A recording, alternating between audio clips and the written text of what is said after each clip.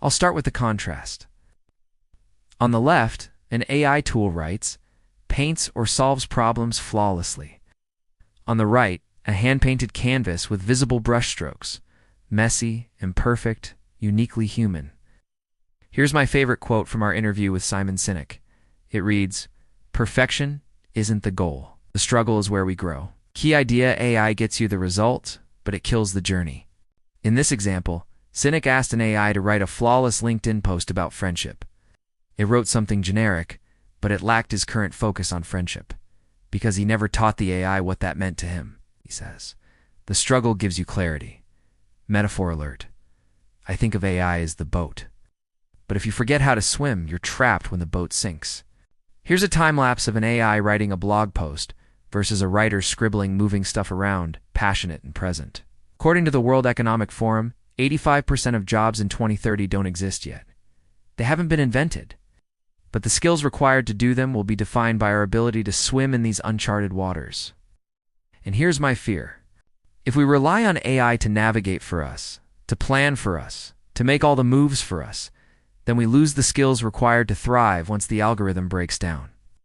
Let me give you an example. In my early 20s, I lived in Japan, and I fell in love with this concept of wabi-sabi, which finds beauty in imperfection. For example, a handmade bowl with an uneven rim and a rough texture versus a perfectly machined porcelain cup. It has a little chip in it too. The process is important. Here's a metaphor. The destination is the bowl. But the handcrafted imperfections along the way are what define us as humans. And this brings me back to Simon's quote. Our flaws connect us. We see things differently. We have different passions, dreams, stories. The struggle to make sense of them makes us who we are. So as an eye polish erases authenticity, how do we stay uniquely us? One day I received two very similar emails. Both were applying for a junior position at my company. One was generic, cold, no voice. It read, "Dear sir, I am writing to express my keen interest in the advertised position."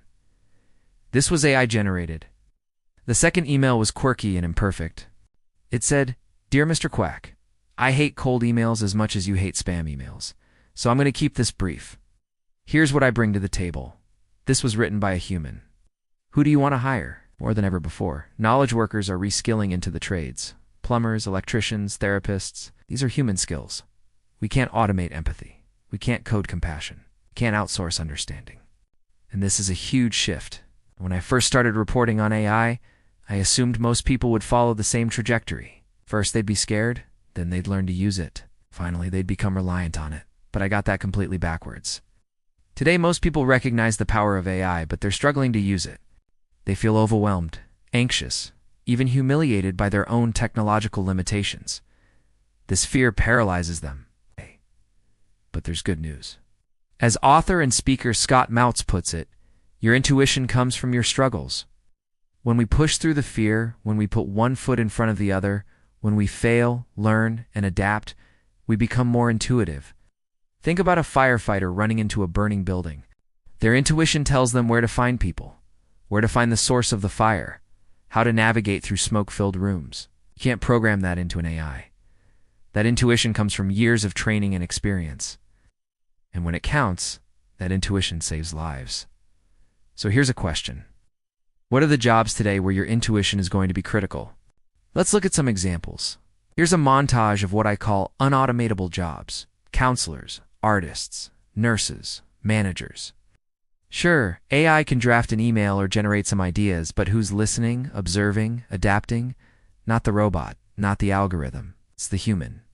These jobs require active listening, empathy, gratitude, even joy. And guess what? You can't automate those.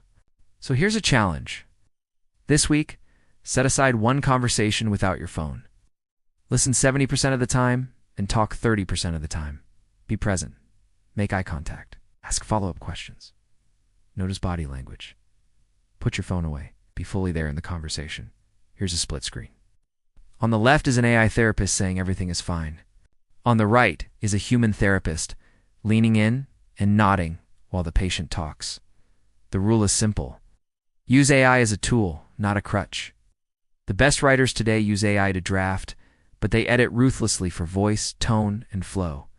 The best designers use AI to prototype, but they perfect every Pixel 4 brand and user experience. In fact, I've used AI to write and edit this entire deck. But the decisions, the choices, they're all mine. Think of it this way. AI can be a powerful assistant, but we can't afford to lose ourselves in its efficiency. We need to keep our skills sharp, our brains active. So here's a challenge. Look at the skills fading from this brain diagram. Writing, empathy, patience, gratitude, collaboration. Pick one to ghost. Commit to letting AI take over that skill for you for an entire week. At first, you'll probably feel liberated. Finally, someone else doing your taxes, your emails, your scheduling.